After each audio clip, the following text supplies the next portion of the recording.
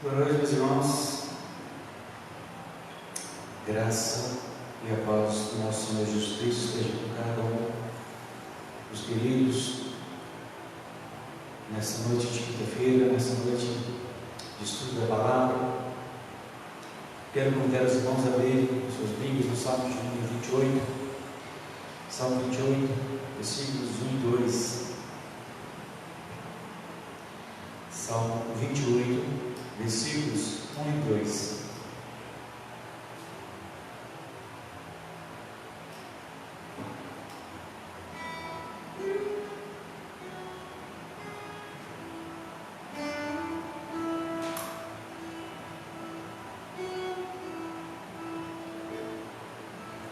Salmo 28, 1 e 2 vai dizer assim: A ti eu clamarei, ó Senhor, minha rocha, não te silencies a mim, para que eu te silenciares. Se te silenciares a mim, eu não me torne como aqueles que descem para dentro da cova. Ouve a voz das minhas súplicas, quando eu clamar a ti, quando eu levantar minhas mãos em direção ao teu santo oráculo. Oremos. Senhor, grandioso, soberano Deus, como é bom, Pai, estarmos na tua presença. Como é bom, Senhor, buscarmos a tua face. Venho clamar a ti, Senhor, para que o Senhor venha falar aos nossos corações nessa noite, que o Senhor venha conduzir as nossas vidas, Pai, que o Senhor venha receber de cada um de nós, ó grandioso Deus, o melhor que podemos oferecer. Pai, abençoe a cada irmão, ó grandioso Deus, que está com o desejo de aprender as tuas verdades nessa noite. Que o Senhor conduza, Senhor, os seus corações, que o Senhor abra, Senhor, as nossas mentes, e que assim possamos, ó Pai eterno, nos achegarmos um pouco mais ao Senhor. Grandioso Deus e Pai, louvado seja o teu nome, em nome de Jesus. Amém. Amém. Vamos cantar. Vamos bom.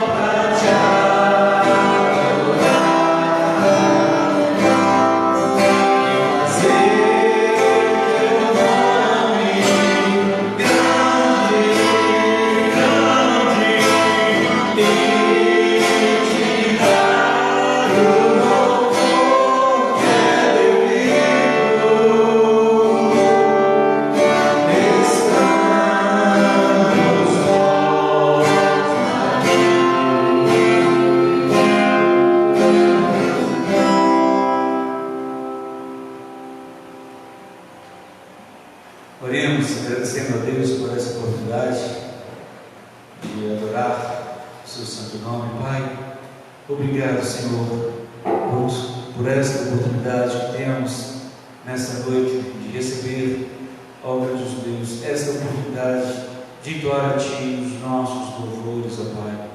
Grande Deus, neste momento tão especial que entraremos agora, que possamos, Senhor, aprender mais do Senhor. Pai, venha nos redimir, venha nos restaurar, venha nos conduzir, Senhor, na Tua presença, Senhor. Eu te peço e te agradeço, Senhor, em nome de Jesus. Amém. Que Deus nos abençoe em nome de Jesus. Meus queridos, quero lembrar aos irmãos que amanhã, às 19 horas, nós teremos o nosso filme aqui, filme em família. Então, amanhã é dia de enchermos a igreja nas devidas proporções, é claro, né? Respeitando os devidos cuidados que devemos ter no dia de amanhã, às 19 horas, para termos aquele momento gostoso de pipoca aqui na igreja. É claro, as irmãs da pipoca, nós vamos ter que formarmos aí a equipe novamente da pipoca para trazermos, mas vamos fazê-la antes, para que todo mundo assista, até as irmãs da pipoca. Até as irmãs da pipoca tem que estar aqui assistindo o filme. Então vamos fazer a pipoca antes, deixar ela já prontinha para todo mundo, e assim já chegarmos aqui para todo mundo assistir, todo mundo se emocionar, né? Com esse momento tão legal de assistirmos uma mídia que fale aos nossos corações no dia de amanhã. Então, depois as irmãs combinem aí os horários que seria melhor, né? Para chegarmos mais cedo aqui e fazermos essa pipoca, para assim servirmos a todos que virão amanhã. Então traga todo mundo, as crianças, traga os jovens, os amigos, convida todo mundo para vir comer essa pipoca, pois vai ser muito legal. Se você não assistiu o filme, venha. Se já assistiu, venha de novo para se emocionar. Todas as vezes que nós assistimos ele, nós ficamos emocionados com aquilo que Deus fala através dessa história tão interessante. Tá bom? Então fica aí o nosso convite a todos para estarmos aqui amanhã assistindo Cartas para Deus. Meus irmãos, também domingo pela manhã teremos a nossa CBD às 9 horas. Quem não está vindo está perdendo demais. O negócio está muito show, está muito legal. As discussões, os diálogos têm sido fenomenais. Tá bom? Então domingo pela manhã, não deixe de vir. Venha participar da IBD, você que tem a disposição de se deslocar domingo de manhã, né? Venha para assim juntos aprendermos mais sobre a palavra do Senhor, tá ok? Domingo à noite teremos o nosso culto de adoração ao nosso Deus às 19 horas. Sem mais comunicados, convido os irmãos a abrirem as suas Bíblias no livro de Mateus, capítulo de número 22. Mateus 22.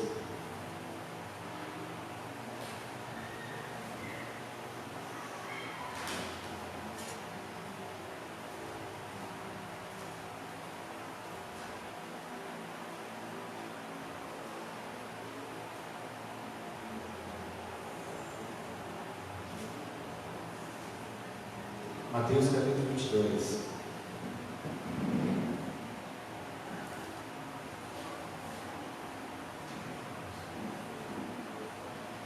Vamos ler a partir do 23 a 29. Capítulo Mateus 22, do 23 a 29. Mateus 22, de 23 a 29. No mesmo dia vieram até ele os saduceus, que dizem não haver ressurreição, e o interrogaram, dizendo: Mestre, Moisés disse: se um homem morrer não tendo filhos, seu irmão casará com a esposa dele e suscitará descendência a seu irmão. Ora, houve entre nós 7 irmãos, e o primeiro casou-se com uma mulher e faleceu, e não tendo descendente, deixou a sua esposa para o seu irmão. Da mesma forma, o segundo e o terceiro até o 7º, por último de todos, morreu também a mulher. Portanto, na ressurreição, de qual dos 7 será a mulher? Pois todos a tiveram. Jesus, respondendo, disse-lhes: vós errais, não conhecendo as Escrituras, nem o poder de Deus. Vós errais, não conhecendo as Escrituras, nem o poder de Deus. Amém? Senhor, grandioso e poderoso Deus, na Tua presença, Pai, nós Te agradecemos, nós Te louvamos, porque temos aqui agora a oportunidade de aprendermos mais da Tua palavra, Senhor. Senhor, venha nos instruir, Senhor, venha nos conduzir neste aprendizado, mais uma vez. Nós agradecemos do Senhor. Pai, louvado seja, Senhor, em nome de Jesus. Amém. Amém. Poder sentar, em nome de Jesus. Meus queridos, mas aqui o texto é feito uma pergunta: qual dos maridos será marido desta esposa lá no céu? Nós vemos um texto muito interessante, uma pergunta que foi feita capciosa a Jesus. Mas e aí, qual é a resposta? Eu vou ler de novo o versículo de número 28. Portanto, na ressurreição, de qual dos 7 será a mulher? Pois todos a tiveram. De qual dos 7? Hein? Irmã Marisa, está sabida demais. Por que que não será de nenhum?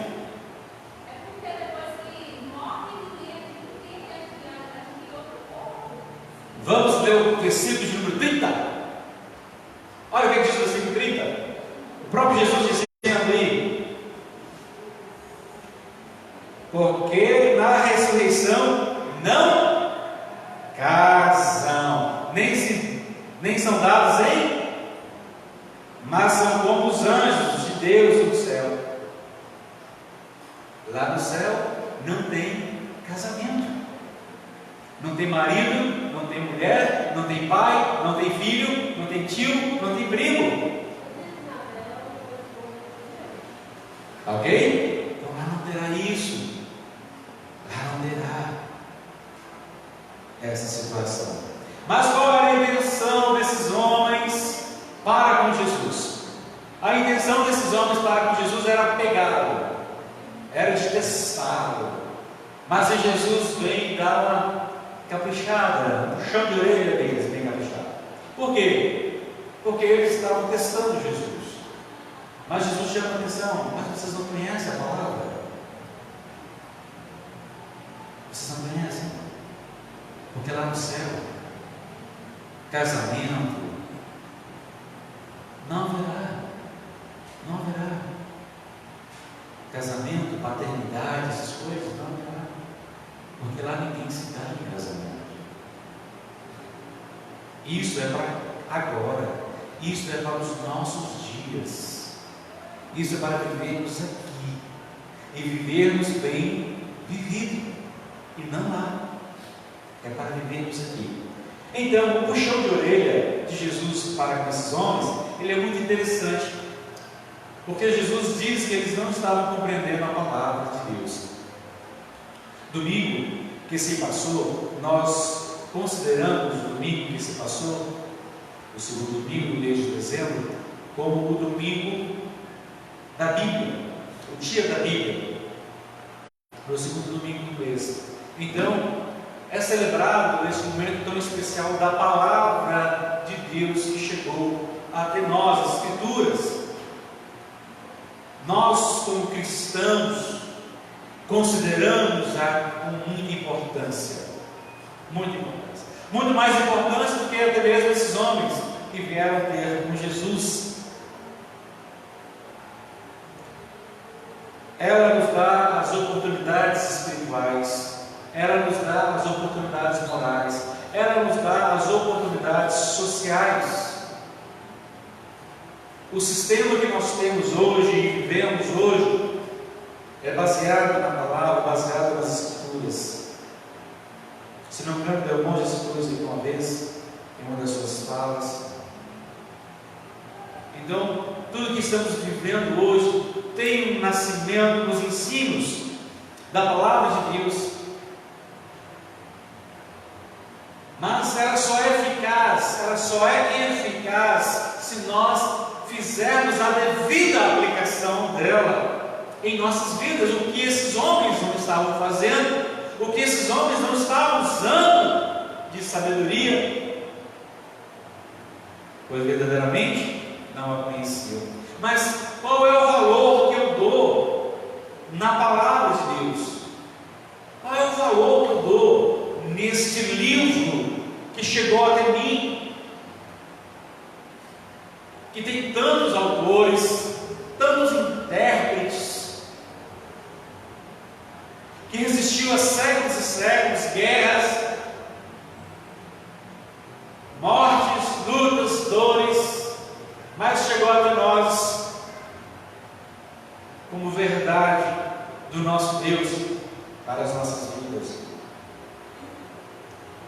Nós estamos vivendo, meus queridos, em um tempo, podemos dizer, de pós-verdade.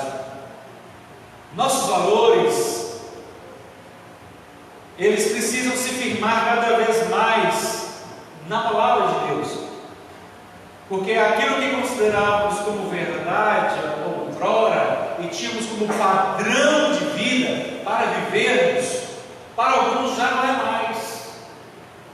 Para alguns já não é mais. Hoje você está lá fora, você vê muitas coisas acontecendo fora do padrão moral que nós aprendemos, fora do padrão da palavra, daquilo que nós aprendemos.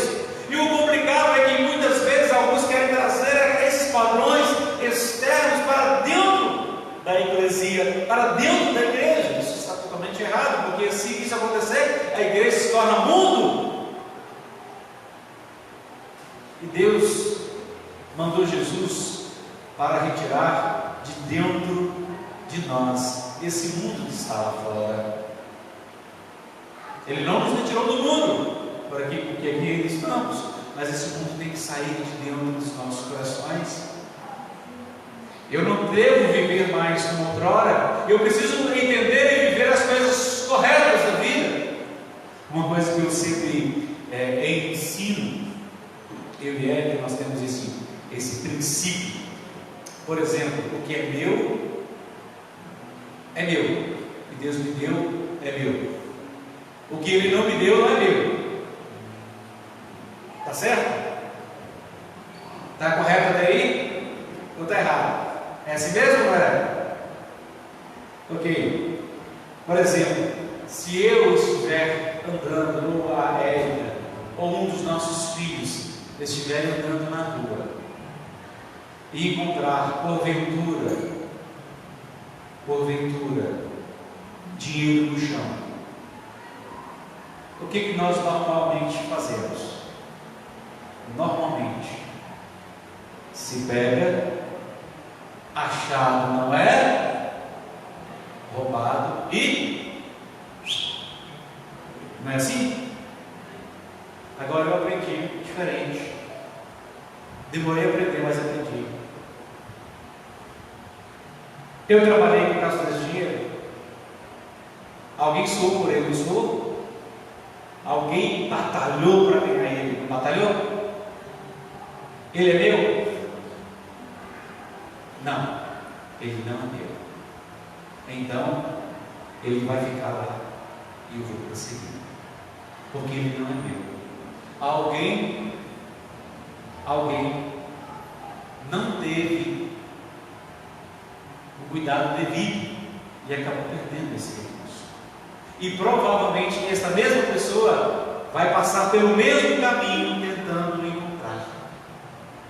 Pode ser que esse recurso era o recurso da conta de água, era o recurso da conta de luz, era o recurso da feira. que ele perdeu, por sinal. Então, não é meu, é de quem perdeu. Um exemplo aconteceu comigo uma vez. Eu morava lá em Montes Claros com minha mãe, e cedo eu dava para ir trabalhar, e aí mãe estava querendo fazer uma coisa legal aqui em casa, que era trocar a pia dela. E aí, mãe, naquela felicidade, conseguiu dinheiro para comprar a pia, e ela dá essa função de comprar a pia nova para mim. E aí eu já estava praticamente dormindo, ela falou assim: estou pondo o seu dinheiro aqui na sua carteira. Ela pegou o dinheiro lá e colocou assim na minha carteira e deixou lá. Eu dormindo ali, quase, praticamente, beleza, deixou lá a carteira. De manhã, na correria, pego a carteira, ponho no bolso, faço aquela caminhada até o ponto de ônibus. Aí quando eu vou atravessar a rua, eu pego a carteira, olho para um lado e para o outro, abro a carteira e atravesso a rua. Chego do outro lado, pego o dinheirinho da passagem, né? Tudo mais. Aí estou lá esperando o ônibus, vejo todo o carro passando, uma rapidez, para. Abre a porta e fecha a porta e sobe de novo. Estranhei assim. O que será que vai acontecer? Tranquilo. Eu vou para o meu trabalho, volto, né? Mãe, cadê o dinheiro da pia? Vai, lá dentro da sua carteira. Não para. Tá, eu coloquei lá dentro. Aí eu lembrei. Eu abri a minha carteira, não olhei para a carteira, eu olhei para cima e olhei para baixo. Eu aprendi que eu tenho que olhar para antes de atravessar na rua. E o dinheiro caiu na rua. E o dinheiro foi embora. Aí eu tive que ralar duro para comprar a pia, né? Isso acontece. Quantas vezes você não perdeu alguma coisa e alguém achou? Quantas vezes você não perdeu? Se você pudesse voltar atrás e achar aquilo que você perdeu, você não gostaria? Não seria tão bom? Eu exemplo de uma menina viajando ali de moto, né? Ela pôs a bolsa em cima da moto e saiu rodando, né? Fazendo seu serviço. Rodando, ela chegou lá no local. Quando ela olhou, cadê a bolsa? Sumiu. A bichinha quase chorou. Perdeu a bolsa. Mas voltou e não achou pelos mesmos caminhos. Por quê? Alguém com o pensamento de que achado não é roubado, pegou para si. Então nós temos que entender que existem alguns princípios que algumas pessoas pregam hoje que são diferentes daquilo que a Bíblia nos ensina. Mas o princípio que eu tenho comigo é que Deus é aquele que não nos deixa faltar. Da mesma maneira que o dinheiro da pia se perdeu, Deus deu de novo. Da mesma maneira que a bolsa foi perdida com tudo dentro, Deus deu tudo de novo. Porque Deus honra. Este princípio é bíblico. Porque Deus honra, Ele é fiel. Ele é fiel aos seus. O homem verdadeiramente sábio é aquele que crê na Bíblia contra a opinião de qualquer outro homem. Vai dizer, torre. Quais as implicações da afirmação que há na palavra de Deus para as nossas vidas? Uma delas é que a Bíblia é um livro completo. A palavra de Deus é um livro completo. Paulo afirma em Romanos, capítulo número 15, versículo de número 4, o seguinte: Romanos 15, 4: porquanto tudo o que foi escrito no passado foi escrito para nos ensinar, de forma que, por meio da presença e do bom ânimo provenientes das Escrituras, mantenhamos firmes a nossa esperança. Então, meus queridos, você está sem esperança, você está triste, você está sem rumo, você está sem uma direção, aqui está a resposta, a palavra de Deus. Deus quer falar com você, mas como é que Deus vai falar comigo? A primeira dica que nós damos é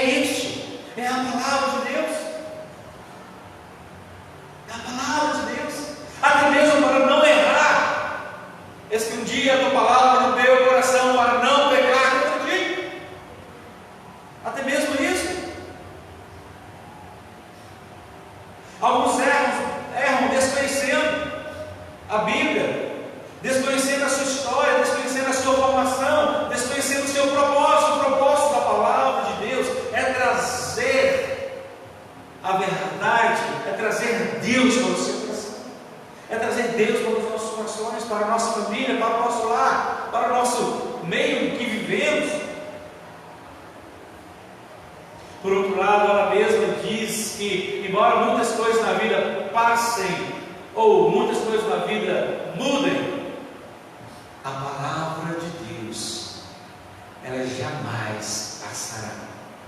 A palavra de Deus jamais passará, pois ela permanece para sempre. Esses dias aí nós tivemos um burburinho aí afora, pois um camarada dizendo-se sábio disse: a Bíblia precisa ser atualizada. E aí eu vou nas palavras que o nosso saudoso Billy Graham nos dizia, que este é o livro mais atual que o jornal de amanhã, muito mais atual. É a palavra de Deus para nós, é a palavra de Deus. A verdade de Deus não é escrita a cada geração, ela já está escrita para todas as gerações, para todos, para você hoje e para aqueles que virão no futuro. Esta é a verdade.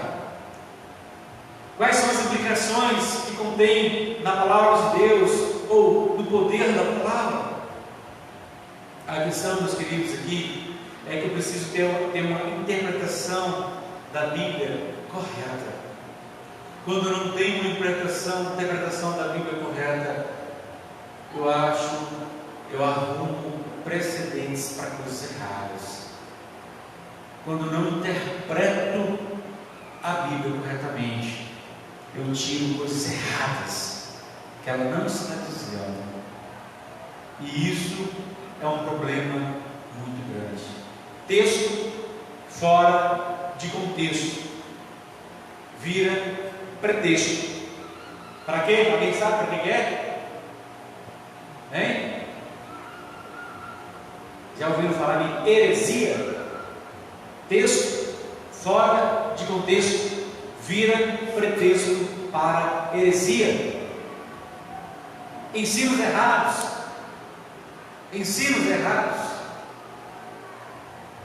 erradíssimos aparecem por aí. E o texto que nós lemos nos versículos de número 29, ele vai dizer: errais, não conhecendo as Escrituras. É Jesus que está dizendo. Jesus está dizendo isso para aqueles homens e mostrando para nós, e contém esse texto aqui para mim e para você, para que eu e você não venhamos a cometer o mesmo erro, mas que sejamos bem-aventurados, mas que sejamos felizes ao compreender e a buscar neste maná, que é a palavra de Deus. No deserto, Jesus, ele foi tentado. Vocês lembram desse fato? Jesus sendo tentado no deserto, ele, após ser batizado, líquido de João Batista, ele foi para o deserto. Ele foi ali e ele permaneceu 40 dias, 40 noites, se não me engano, retirado, jejuando, oração. E ao findar aquele momento, surge alguém para tentar-lhe. E naquele momento Jesus mostrou o quanto conhecia as Escrituras. Ele a conhecia de cor e aplicava bem no seu contexto. Só que o interessante, meus irmãos, é que Satanás, ele veio confrontar Jesus com a própria Bíblia. Satanás veio confrontar Jesus com a própria palavra de Deus. Só que ele veio confrontar Jesus com um texto fora de contexto, fazendo então que aquele texto virasse uma heresia naquele momento. Terrível foi a ação dele. E se Satanás usou isso contra Jesus, imagina contra mim e contra você, resto pequeninos que somos. Você consegue contar nos dedos quantos versículos de costas, sabe? Quantas vezes você conseguiu fazer toda a leitura do texto bíblico?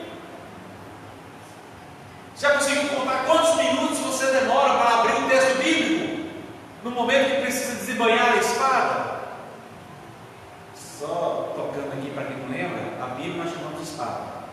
Vamos desembanhar a espada e abrir o texto. Se nós não estamos conseguindo fazer essas coisas, irmãos, precisamos melhorar.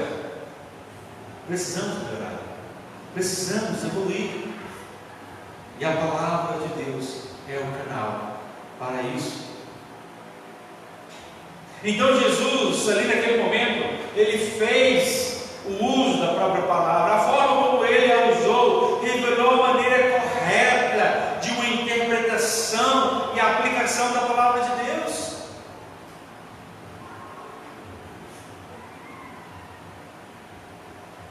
Ele trouxe a letra naquele momento. Ele trouxe o espírito, o ensinamento da letra naquele momento. Ele não se deixou render por aquelas palavras que eram ditas, mas pelo contrário, ele trouxe a verdade como ela deve ser dita e não como querem que ela seja dita. E muitas vezes o homem, desconhecendo as Escrituras, ele começa a achar que conhece a si mesmo, mas verdadeiramente não se conhece. Porque se ele não conhece as Escrituras, ele desconhece a si mesmo, ele desconhece a natureza do seu pecado, ele desconhece a sua natureza, de onde veio e para onde vai. Então, para ele e nele há uma carência que tem nome e endereço. Deus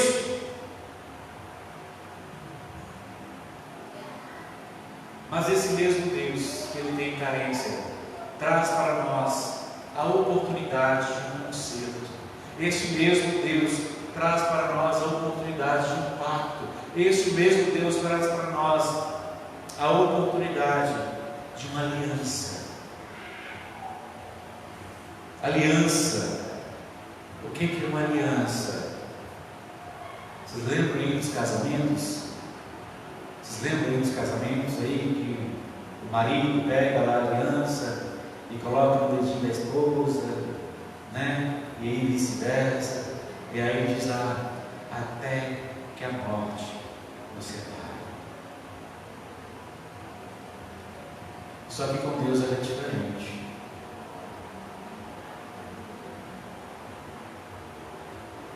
A aliança com Deus, ela é eterna. Ela não acaba na sua morte. Porque quando você está com Deus, mesmo que o seu físico vá ao pó, Deus o traz de volta para viver com Ele em novos céus e na nova terra. A aliança, como nós vemos aqui, ela não tem fim. É um pacto, é um compromisso. E Deus tem um compromisso com aqueles que são seus. Ele cumprirá a sua promessa. Mas quais são as promessas de Deus para mim? Quais são as promessas de Deus para você? Quais são as promessas de Deus para o seu povo? Você quer saber quais são as promessas de Deus? Aqui está. Dentro destas linhas, aqui está as promessas de Deus para mim e para você. Aqui está.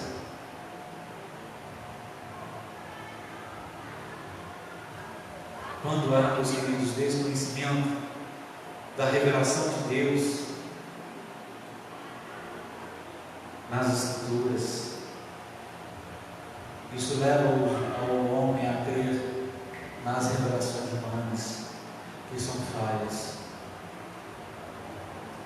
imprudentes, e são humanas, não divinas. E aí começa a instaurar na vida das pessoas o engano, o descaminho, tendo como fim a ruína.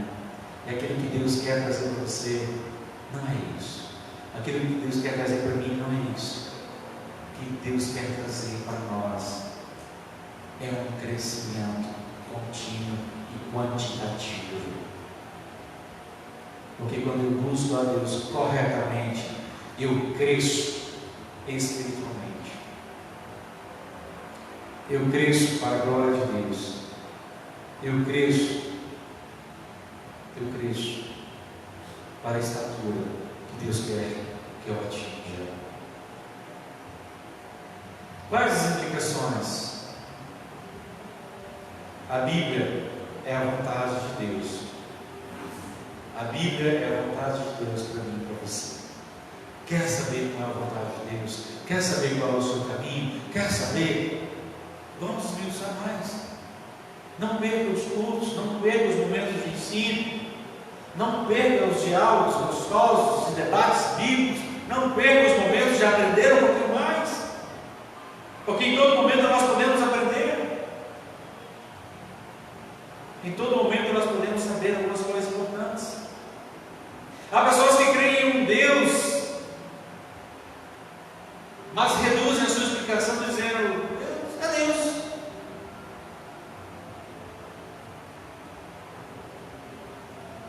Muitos de nós gostam de pensar num Deus, como em muitos momentos a antropomorfia vai dizer, que assim dá a ele características humanas, né? Alguns momentos na Bíblia alguns vão dizer que ele tem mãos, que ele tem olhos, que ele tem pés, e aí nós começamos a imaginar aquele homem, né? Aquela pessoa celestial, aquele Deus que chora, aquele Deus que se alegra, aquele Deus que se entristece. Também começamos a atribuir a Deus os nossos próprios sentimentos, chamando isso de antropopatismo. Então eu pego e levo para Deus esses sentimentos que eu tenho, porque de fato, quando eu olho na pessoa de Jesus Cristo, eu vejo verdadeiramente tudo isso. Aquele que se fez carne por mim e por você, aquele que me amou, aquele que te amou até a morte de cruz.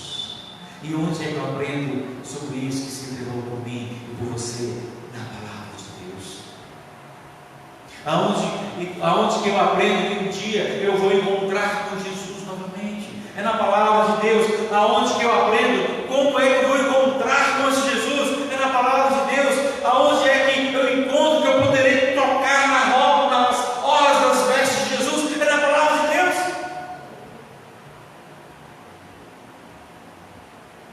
Aonde que eu aprendo que lá nos céus não haverá grandões e nem pequeninos?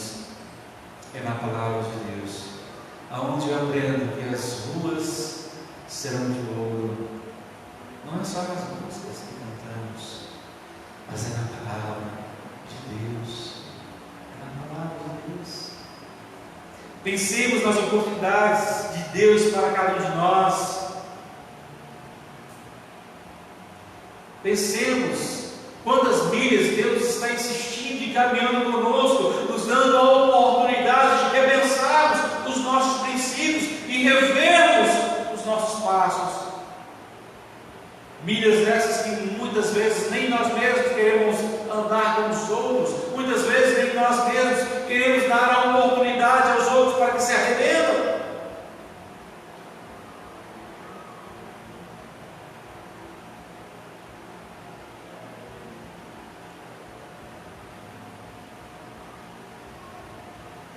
E aí eu vou lembrar aqui a oração que é atribuída a Francisco de Assis: é perdoando que se é perdoado, é amando que se é amado.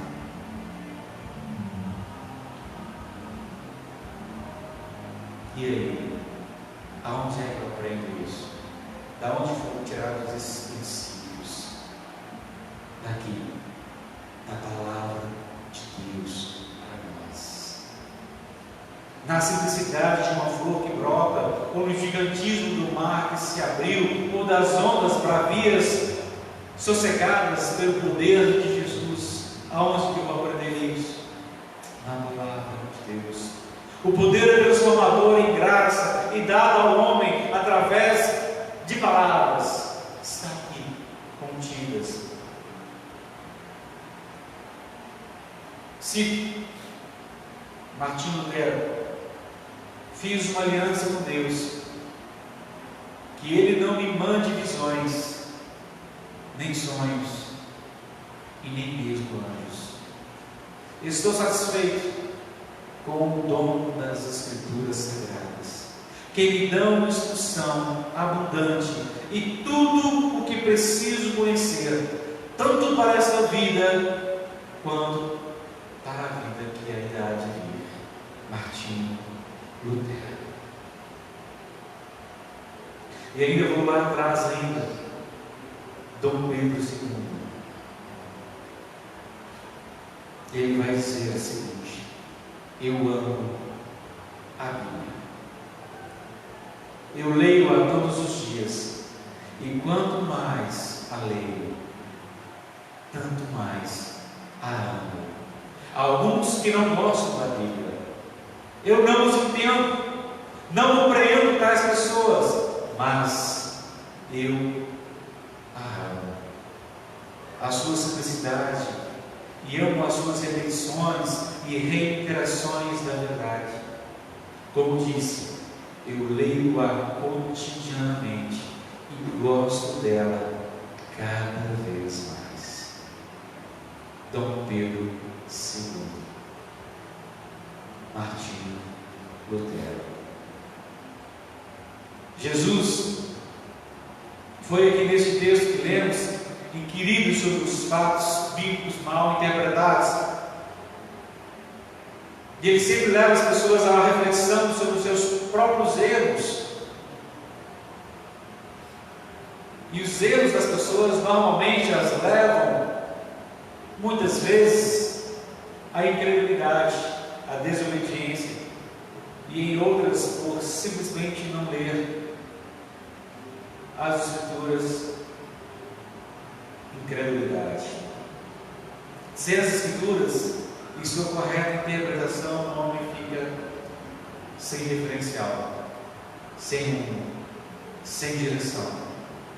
Como você está? Aonde você está indo? Para onde você vai? Para onde? Recordemos sempre, concluo, o nosso Senhor Jesus, afinal, Ele é o nosso exemplo. E Ele mesmo, em suas palavras, Ele cita a própria palavra. A Bíblia é Deus falando, portanto, precisamos ouvir Deus falando. Precisamos. Assim, cada um deve persistir em ler, cada um deve persistir em estudar, cada um de nós deve persistir em aplicar a instrução de Deus na sua vida. Nós, como igreja, nós, como cristãos, devemos valorizar a Bíblia em nossos momentos familiares, em nossas reuniões coletivas, em nossas conversas, em nossos grupos, no particular, eu e eu mesmo.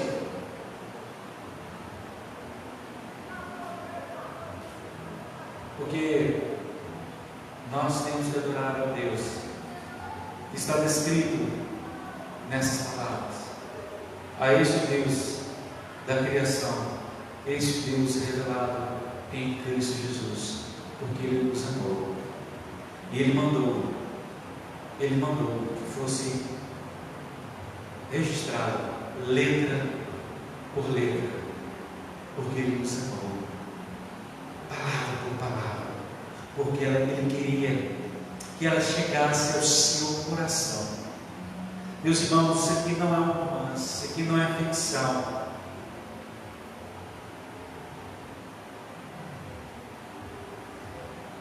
Não é o placar esportivo, não é o jornal de meio-dia, muito menos os das 7. Mas eu quero te dizer uma coisa: nada disso se compara àquilo que está aqui, contigo aqui, para o seu coração, para a sua família, para você, Brasil. Se você não tem este instrumento na sua vida, precisamos resolver este problema. Precisamos resolver. Porque se você diz que tem a Cristo no seu coração, esse livro tem que estar presente na sua vida e onde quer que você vá. se não fizer parte da sua vida, ele não tem sentido nenhum. Retire o nome de cristão. Retire. Renegue. Porque quem segue a Cristo segue a sua verdade. E o meu desafio a você, a cada um de nós, nesta noite, acredite na palavra de Deus. Se você não tem uma Bíblia, precisamos resolver este problema. Compre uma Bíblia. Pastor, qual Bíblia? Se tiver dúvida, me pergunte. Pergunte a Fernanda. Como ler a Bíblia, pastor? Tem essa dúvida? Nos pergunte. Como faz para aprender mais? Eu te respondo. Quinta-feira, 19 horas. Apesar que ano que vem vai ser às quartas. Domingo pela manhã, às 9 horas da manhã. Domingo às 19 horas da noite. Pastor, tem como aprender mais ainda? Tem. Pode perguntar. Se eu não souber, eu procuro saber para te responder. Pois o pastor não sabe tudo. Mas o que ele sabe, ele vai querer te ensinar. Porque o que Deus me deu, eu quero te dar. Que essa palavra não fique somente em nossos corações, mas que ela também seja transpassada para outros e para outras e para outras pessoas. Se você ainda não é fiel à palavra de Deus, procure, você verá o quanto Deus vai te abençoar, o quanto Deus vai conduzir a sua vida, o quanto Deus vai te transformar. E eu acho que nós queremos isso, eu acho que você deseja isso, eu creio que você deseja uma transformação.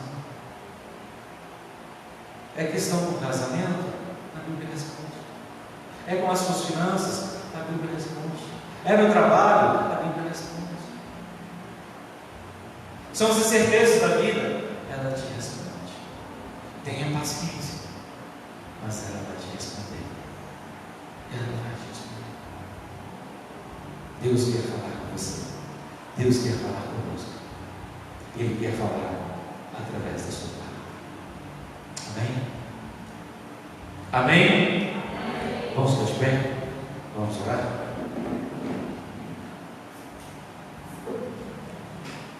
Senhor, grandioso, soberano Deus, na tua presença, Senhor, eu quero te agradecer, Pai, porque mesmo depois de tanto tempo, a sua palavra está aqui, ela chegou até nós, e nós podemos, ó Pai, nesta noite aqui, refletir nela, Pai, buscar nela, buscar aprender mais do Senhor. Grandioso Deus e amado Pai, que cada um de nós possamos entender que é na tua palavra que vamos encontrar refrigério, é na tua palavra que vamos encontrar a tua presença para cada um de nós. Que sim, Pai, isso traga sobre cada um de nós o desejo de buscar, o desejo de querer conhecer mais e mais. Senhor, que possamos entender os teus princípios e aplicá-los na nossa vida, e não os princípios do mundo, Pai. Grande Deus, eu te agradeço, porque a tua palavra chegou até esta cidade, até este povo, e que ela faça diferença em cada coração. Te agradeço, Senhor, porque o Senhor trouxe os meus irmãos até aqui, o Senhor trouxe em cada um, Pai, e nós temos a oportunidade de juntos crescermos, e que assim continuemos a prosseguir. Pai, de amor e Pai bendito, eu te agradeço, eu louvo ao Senhor por essas vidas, rogo pelas tuas consolações, pelo teu amor sobre cada um, Pai, que o Senhor os abençoe, pois essa é a nossa oração, em nome de Jesus, amém e amém. Não importa quem você é, não importa